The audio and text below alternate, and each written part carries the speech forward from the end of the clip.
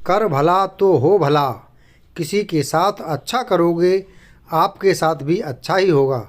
सभी मनुष्यों को अपने कर्मों का फल अवश्य भोगना पड़ता है। अच्छे कर्म करने का परिणाम सदा शुभ तथा बुरे कर्म का परिणाम अशुभ होता है। परोपकार को सभी श्रेष्ठ कर्मों में सर्वोत्तम माना गया है। अतः परोपकारी व्यक्ति को उसके कर्म के फलस्वरूप सद्गति प्राप्त होती है।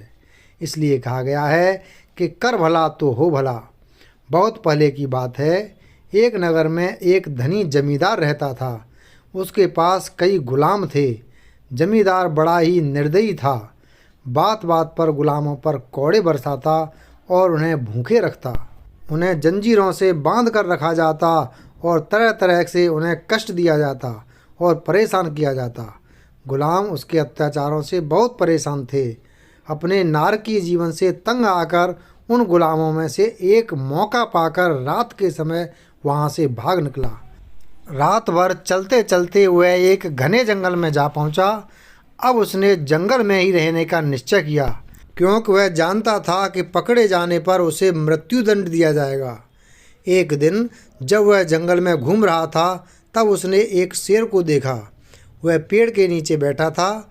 गुलाम ने सोचा कि अब वह शेर उस पर आक्रमण करेगा, मगर उस शेर ने धीरे से गुर्राकर अपना दाहिना अगला पंजा उसकी ओर उठाया। गुलाम ने देखा कि उसके पंजे में एक बड़ा सा कांटा चुभा हुआ है। गुलाम की हिम्मत उस शेर तक जाने की न हुई। शेर फिर गुर्राया और अपना पंजा उसकी ओर उठाया। उसके चेहरे पर क्रूरता नहीं बल्कि पीड़ा के भाव दिखाई दे रहे थे।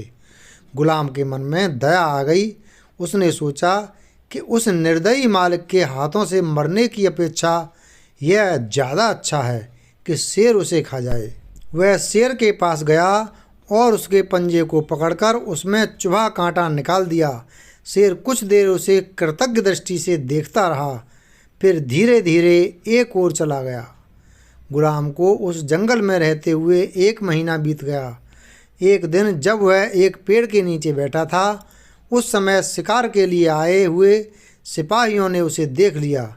जमींदार उसके भागने की शिकायत राजा से कर चुका था। अतः सिपाही उसे पकड़कर राजा के पास ले गए। उसे कैद खाने में बंद कर दिया गया। राजा ने उसे भूखे शेर के आगे छोड़ने का हुक्म दिया।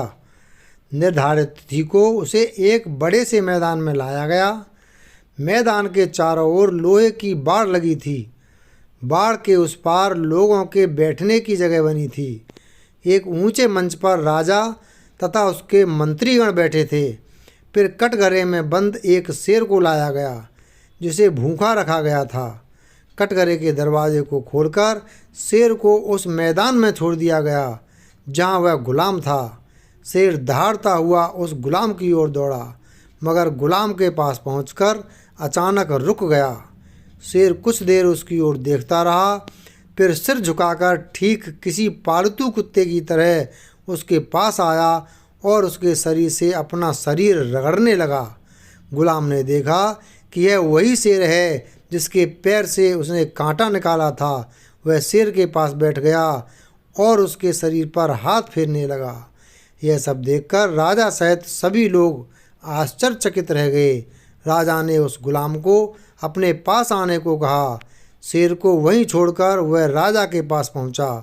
राजा ने उससे इस प्रकार की घटना का कारण पूछा।